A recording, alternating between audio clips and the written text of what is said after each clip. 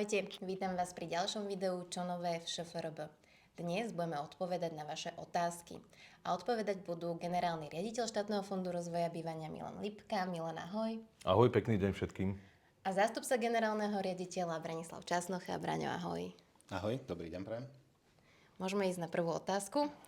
A teda na teba, Milan, plánuje štátny fond rozvoja bývania rozšíriť portfólio podporovaných činností? Áno, plánuje v nadväznosti na schválenú novelu zákona o ŠFRB, ktorá bola schválená v roku 2025 od 1.1.2026. ŠFRB podporuje či už obstaranie, a teda kúpu a výstavbu, alebo aj obnovu internátov. Ide o internáty stredoškolské aj vysokoškolské, kde teda oprávnenými žiadateľmi sú samosprávne kraje pri stredoškolských internátoch a verejné vysoké školy pri internátoch vysokoškolských.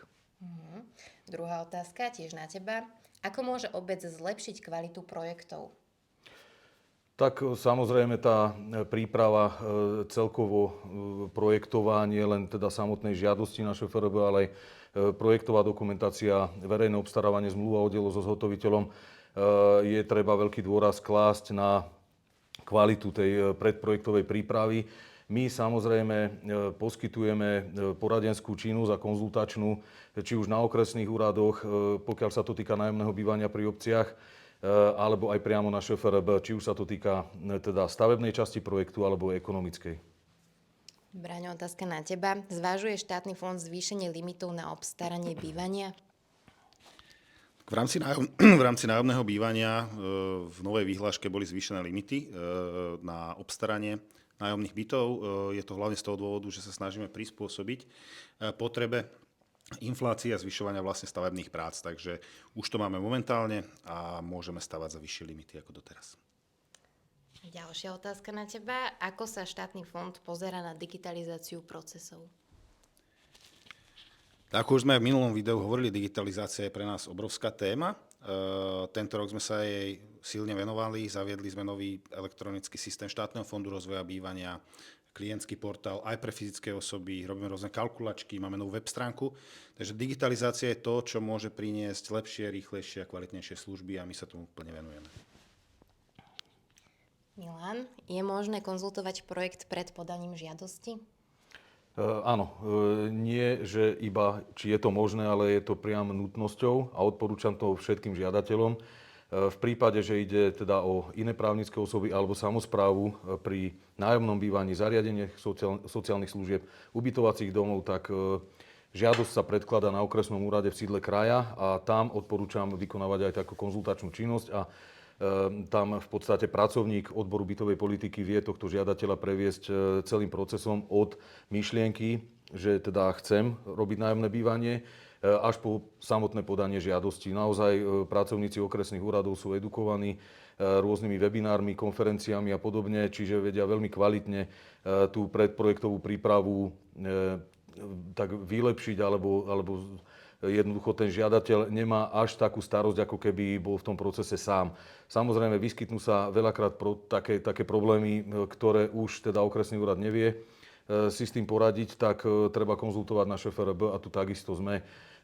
Budeme mať zverejnený kontaktný formulár, aby sme si vedeli tieto konzultácie rozdeliť, ale či už ja, pán zástupca alebo kolegovia, riaditelia jednotlivých odborov sú pripravení kedykoľvek takéto konzultácie zvládnuť.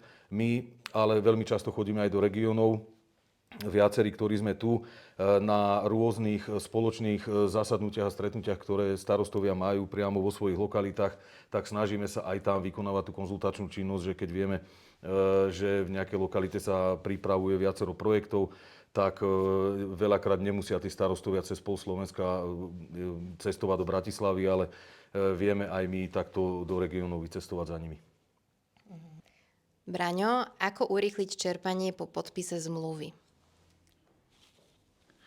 Po podpise zmluvy je najdôležitejšia vec, kedy vlastne žiadateľ alebo už náš klient doloží kompletnú dokumentáciu, ktorá je potrebná k čerpaniu.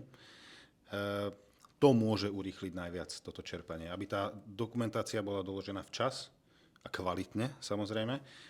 My máme nejaké zákonné limity na to čerpanie. V prípade doručenia všetkých dokladov na štátny fond rozvoja bývania máme 21 dní na uvoľnenia čerpania. My momentálne samozrejme tieto limity spĺňame a dokonca sme na tom lepšie, ako je tých 21 dní, čiže čerpáme skôr.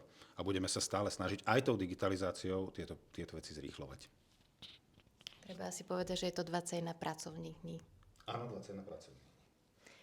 Milan, prečo je proces schvaľovania zdĺhavý?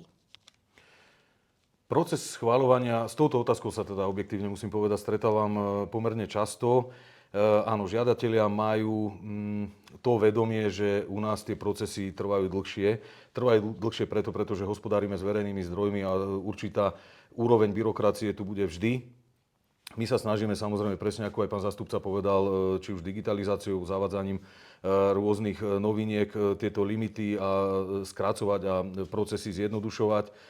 Samozrejme, pracujeme na tom, aby boli čo najkratšie, ale veľa závisí aj od žiadateľa, aká kvalitná žiadosť sem príde, aké kvalitné, alebo teda či sú všetky prílohy a podobne.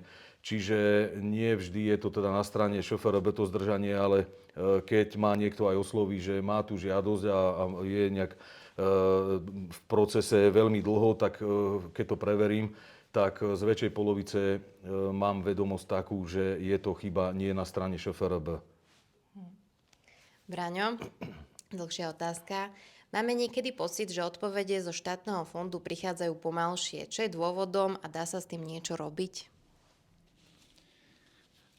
Môže sa zdať, alebo môže tento žiadateľ môže mať taký pocit, že niekedy na jeho otázky odpovedáme dlhšie. My týchto žiadostí, alebo teda týchto žiadostí o informácie máme strašne veľa. A rozhodli sme sa na to aj reagovať novým klientským centrom, ktoré zavádzame od 1.1.2026, ktoré bude intenzívne odpovedať na otázky našich klientov, ktoré prídu rôznymi cestami. Bude mať novú digitálnu ústredňu, takže klienti sa môžu na nás obrátiť či už telefonicky, mailom, cez Messenger alebo iné platformy, ktoré sú k dispozícii. A vlastne naši kolegovia, ktorí sú vyškolení, budú odpovedať na tieto otázky čo najrýchlejšie, tak aby žiadateľ alebo klient svoju odpoveď dostal veľmi jasnú, zrozumiteľnú a rýchlo. Milan, ako si môže žiadateľ overiť rovnaký prístup pri posudzovaní?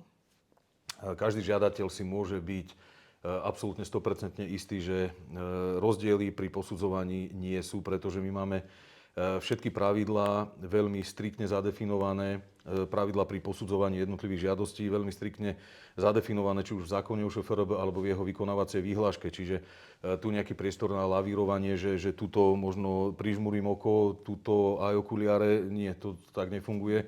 Všetky žiadosti sú vyhodnocované v súlade so zákonom o ŠFRB, výhláškou a internými predpismi, ktoré máme. Plánuje štátny fond zvýšiť transparentnosť? Celú transparentnosť môže zvýšiť tá digitalizácia, respektíve je to prístup k informáciám, ktoré sa snažíme k našim klientom dávať. Dôležitá vec je aj to, aby klienti dostali jasné informácie o svojej žiadosti, respektíve ešte pred podaním žiadosti. A na to už minimálne sme urobili tie kalkulačky, kde si presne vedia preveriť, či majú možnosť u nás žiadať o podporu a jasne aj si vedia potom vypočítať, aké by boli ich splátky a tak ďalej. Takže snažíme sa týmito všetkými digitálnymi nástrojmi a takým priamejším prístupom ku klientovi tú transparentnosť urobiť.